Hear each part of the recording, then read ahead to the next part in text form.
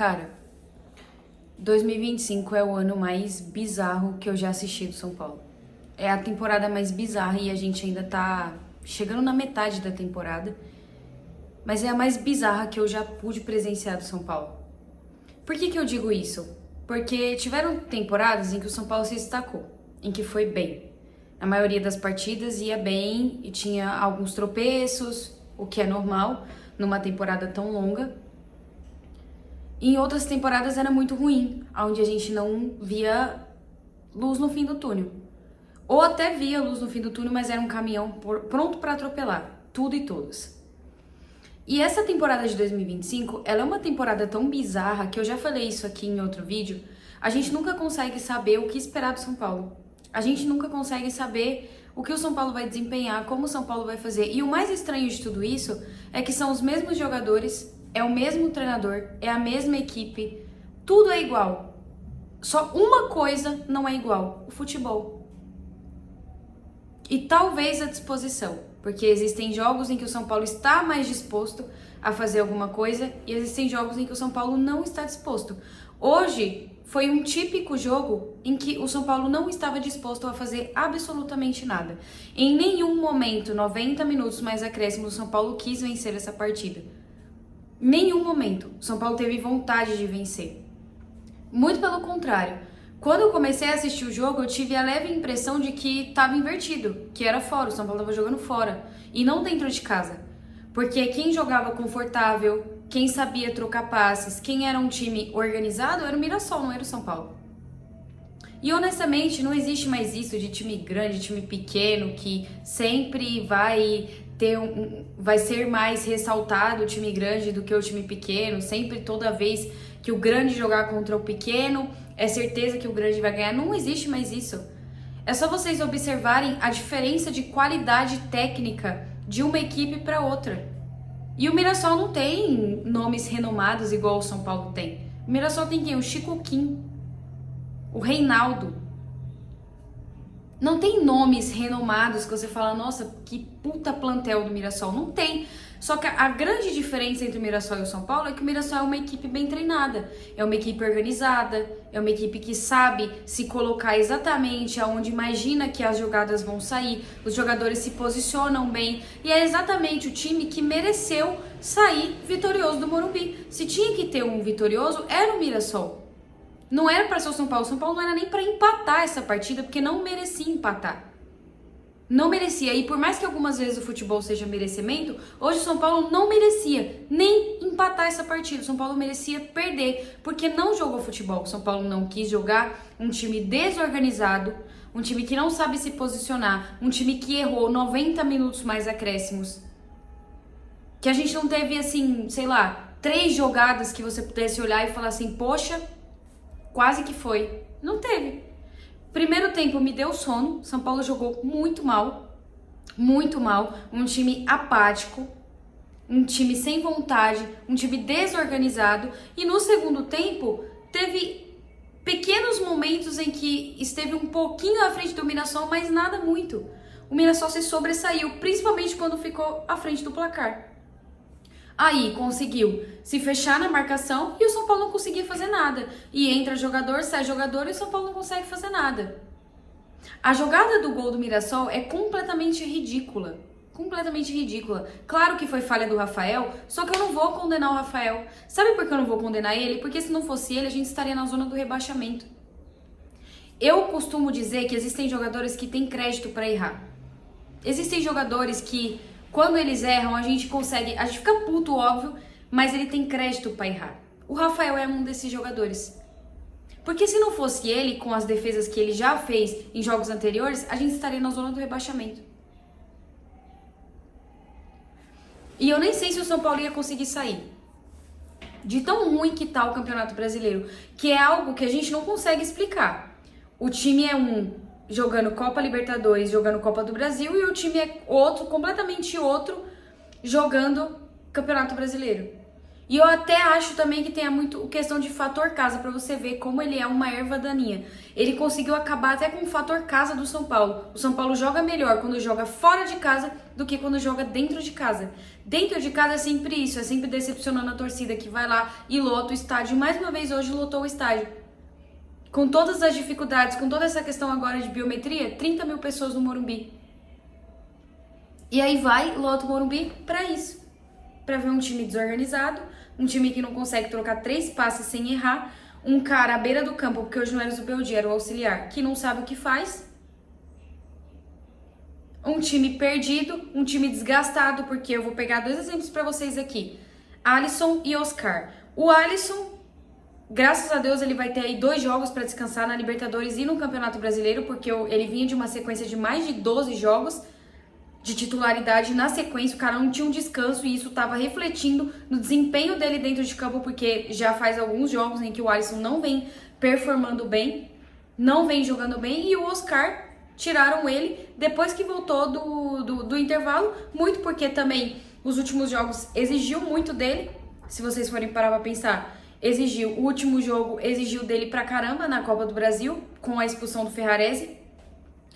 Na Libertadores, no jogo contra que o Alisson foi expulso, também ele foi super exigido, porque ele ficou jogando de volante. Então, era nítido pra mim que não era nenhum tipo de desconforto, é só realmente pra preservar o cara. Porque ele já veio de uma lesão muito séria. A gente já tá com vários jogadores no DM. Ele já veio de uma lesão muito séria.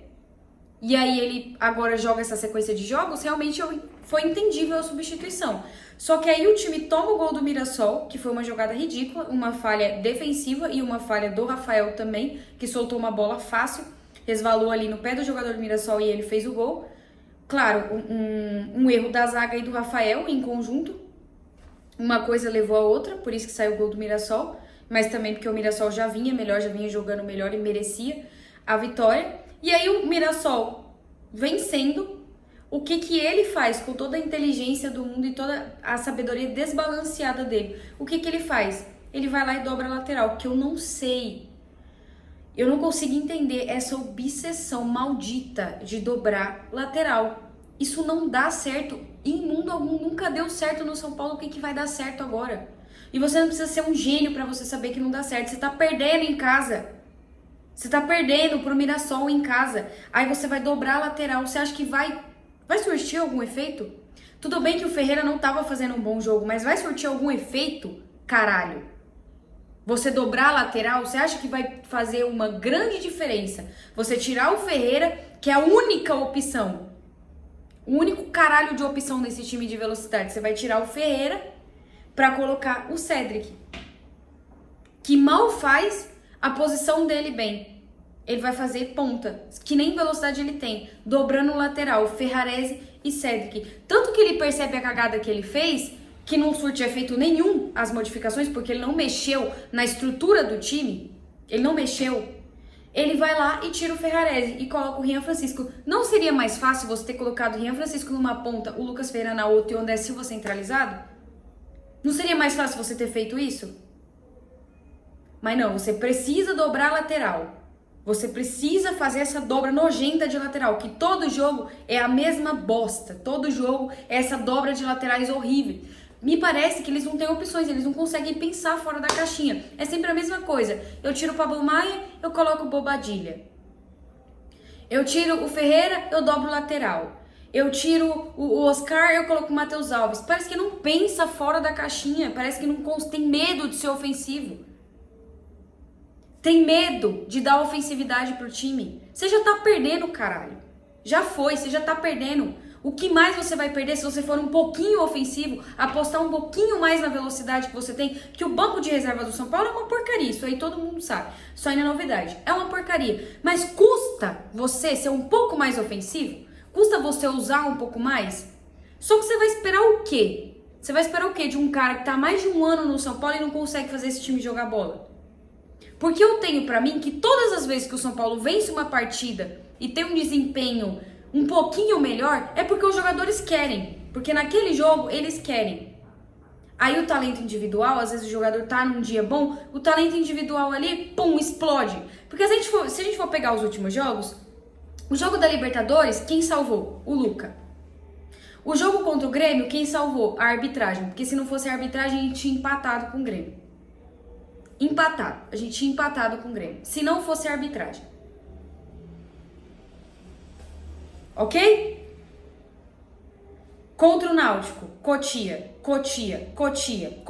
Os últimos jogos, só Cotia tem salvo. Só que você vai fazer o quê?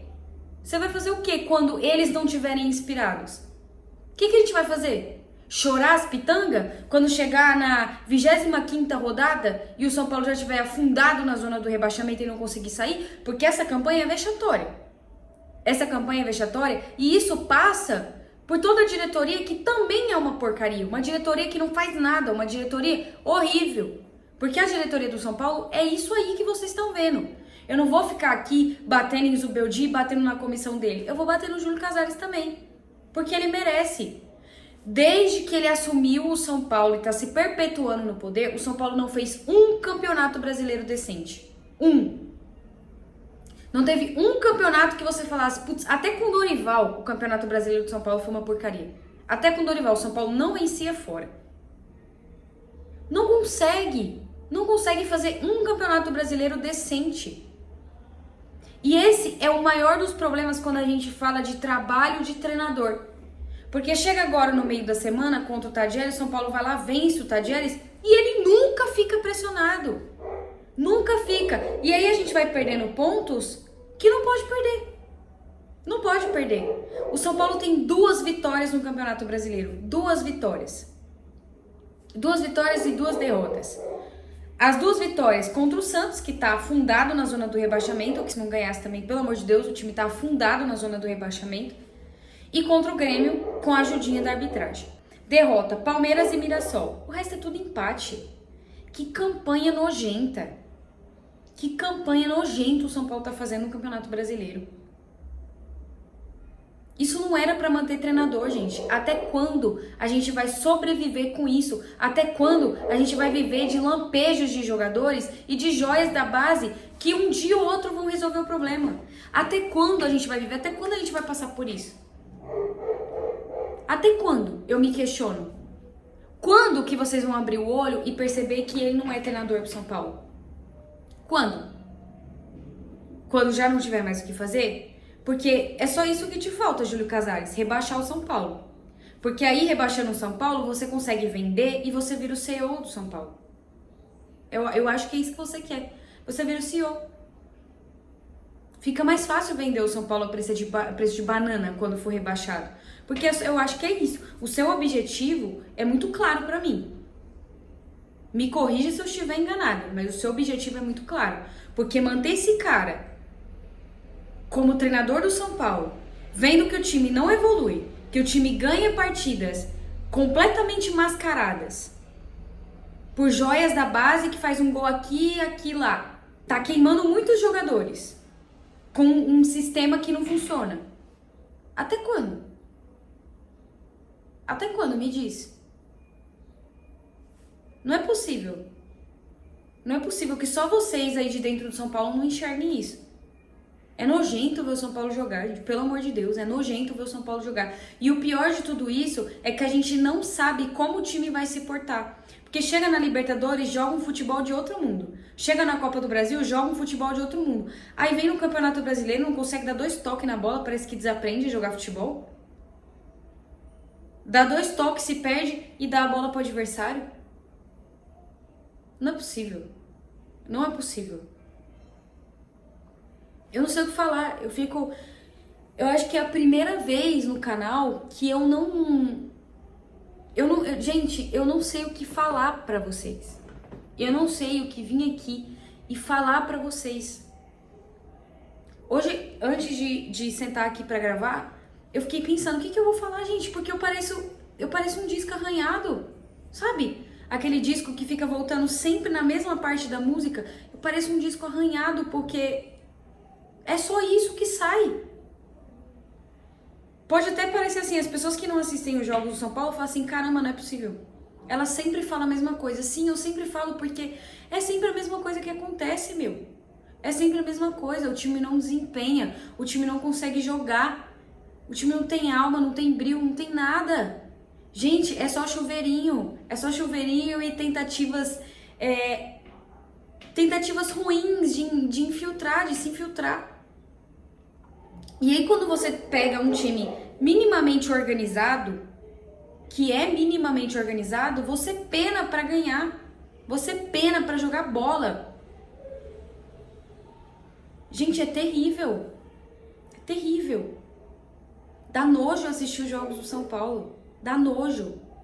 E o pior não é só dar nojo, o pior é você não saber o que te espera. É você não saber como que esse time vai jogar, se esse time vai jogar bem, se não vai jogar, se vai ser mais uma daquelas partidas que vai acabar com a sua vida. Não dá pra saber. É uma incógnita. É uma incógnita. Eu não tenho o que falar. Eu peço desculpa pra vocês.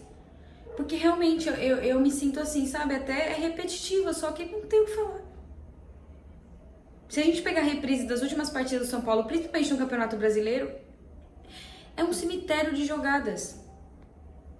É um cemitério de jogadas. É um time que não tem perspectiva, não tem, sabe? Não tem nada. Não tem nada. Eu não sei. Cara, Deus deve amar muito. Eu odeio envolver Deus em futebol, mas ele deve amar muito o torcedor São Paulino, porque ninguém explica. Esse time do São Paulo não tá afundado na zona do rebaixamento igual o Santos. Ninguém explica, gente. Ninguém explica. Porque o futebol, no Campeonato Brasileiro, o futebol que o São Paulo joga é futebol de time que quer ser rebaixado. É futebol de time que realmente tá torcendo muito pra ser rebaixado. Não é possível. E a gente não tem jogadores ruins. O banco de reserva do São Paulo, sim, é horrível. Mas a gente não tem jogadores ruins, cara. Olha pro time do São Paulo. Olha pro time do São Paulo.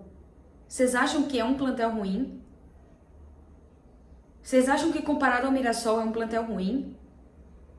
Vocês acham que comparado ao Ceará é um plantel ruim? Grêmio, Santos. Eu não estou nem colocando os caras do alto escalão lá. Eu tô colocando time que realmente tá ali na parte de baixo da tabela. Gente, por Deus, não é ruim. Não é ruim. Não tem como alguém falar pra mim que isso não é trabalho de treinador. Não tem como. Não tem como alguém falar pra mim que não é trabalho de treinador. Pelo amor de Deus, como que alguém vai me explicar que um time que tem Rafael no gol, Arboleda e Ferrarese na zaga, lateral, Enzo Dias, que normalmente faz boas partidas, na outra lateral já é ruim, porque a gente tem o Cedric ou o Ferrarese improvisado, coitado. Ferrarese improvisado ou o Cedric, porque, cara, eu vou ser um pouquinho maldosa no que eu vou falar. Mas eu acho que existem coisas da vida que dá vergonha. Pra gente como profissional. Dá vergonha. Vamos ser honestos aqui? Porque imagina só, você tem a sua profissão. Pô, você é formado, diplomado e tal.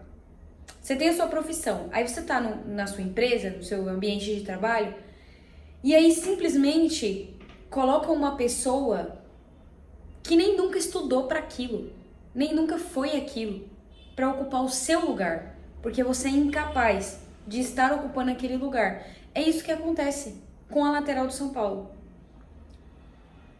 O cara prefere improvisar o Ferrarese, que é zagueiro, o cara prefere improvisar o Ferrarese do que colocar um lateral de ofício na porra da lateral. E eu não tô nem falando do Cedric, porque realmente o Cedric, ele é ruim, gente. Ele é ruim. Vamos ser honestos aqui? Ele é ruim. Só que se sair ele, entra quem? Entra o Igor Vinícius, que é pior.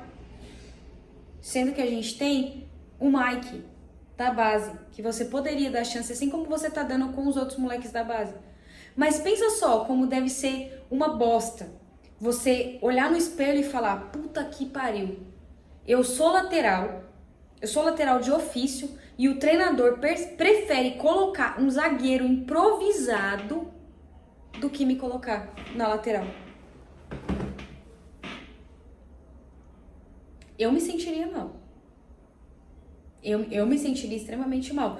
E eu já falei aqui algumas vezes, o maior problema do São Paulo é as laterais. Porque de resto, Pablo Maia, Alisson, que era a nossa dupla do ano passado, do ano retrasado, até as lesões acontecerem, mas era a nossa dupla titular. Excelentes jogadores, os dois, Pablo Maia e Alisson. A gente tem Luciano, Ferreira, eu não tô nem contando com os que estão lesionados, Oscar, André Silva, Rian Francisco, Matheus Alves, e alguém quer me convencer de que esse plantel é ruim, que esse plantel não pode brigar por pelo menos uma bola, não pode tentar fazer um bom jogo? Alguém quer me convencer disso? Porque se tentar, vai falhar. Porque esse plantel pode muito mais. E o pior é, a gente vê isso nas outras competições. Então, assim, quem vai ser que vai dar a cara a tapa pra falar que merda que tá acontecendo lá dentro? Quem vai ser? Porque, honestamente, ou vocês chamam um benzedor, então, porque é alguma coisa espiritual ali no Campeonato Brasileiro, mesmo que vocês não conseguem, vocês ficam com encosto ali todo jogo e vocês não conseguem desempenhar no Campeonato Brasileiro, ou é safadeza. Porque se o time é ruim, o time vai ser ruim em todas as competições. Vocês concordam comigo? Ou a minha linha de raciocínio é muito fútil? Se o time é ruim, vai ser ruim em todas as competições. Se o time é bom, vai conseguir pelo menos desempenhar em todas as competições. Por que só joga bola em Libertadores e em Copa do Brasil? Por que só joga bola fora de casa? Por que não consegue jogar bola no Morumbi? Por que não consegue jogar futebol no Campeonato Brasileiro? Por que não consegue? Alguém vai ter que dar a cara a tapa pra explicar, porque eu me recuso a escutar os do meu dia. Eu me recuso. Eu não assisto as coletivas dele porque eu não sou palhaço, eu não sou idiota. Porque ele já fala achando que a gente tem cara de palhaço. Eu me recuso. Alguém vai ter que dar a cara aqui pra falar que merda que tá acontecendo. Porque não adianta vocês falarem, foi um jogo ruim, levantar a cabeça. É sempre assim, vocês estão tentando levantar a cabeça desde a primeira rodada. Naquele futebol patético contra o Sport. Vocês estão aí, ó, há várias rodadas tentando levantar a cabeça. E essa cabeça só tá baixa. Alguém vai explicar o que tá acontecendo? A gente não tem nenhuma diretoria séria. Esse treinador estar mantido no cargo é reflexo dessa diretoria, porque ele é ruim igual a diretoria. Ruim por ruim, deixa ele lá. E é isso. E o nosso futuro é sombrio. É bem sombrio, sabe por quê? Porque a gente vai pegar o Bahia. Um time que é melhor treinado do que o São Paulo. Um time mais organizado. Um time com mais sede de vencer. Vocês acham que o São Paulo vai pontuar contra o Bahia? Sem André Silva, sem Alisson, tá tudo suspenso. Sem André Silva, sem Alisson. Vocês acham que o São Paulo vai vencer o Bahia? É isso, gente. Me estendi bastante aqui, acho que eu nunca falei tanto. Me estendi bastante aqui com vocês.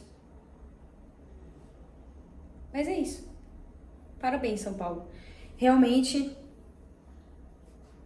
tem que se esforçar muito, cara. Tem que se esforçar muito pra apresentar um futebol desse aí e achar que é aceitável.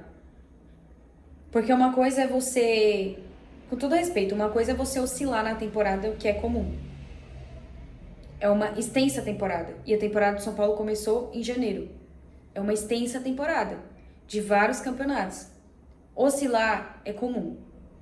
Mas você não ter dignidade, você não conseguir jogar direito no Campeonato Brasileiro, não. Eu nunca vou aceitar isso. Que uma partida ou outra você oscilar, você ir mal, ok. Ok. Era isso que acontecia nas outras temporadas. Nessa de 2025, o São Paulo é mal todos os jogos do Campeonato Brasileiro. O único jogo em que o São Paulo jogou um futebol razoável, jogou bem, foi contra o Santos. De resto, todas as partidas do São Paulo foram ruins. Todas. Todas. Mas é isso, gente. É isso aí. Tá tudo certo, gente. Tudo certo. Tudo certo.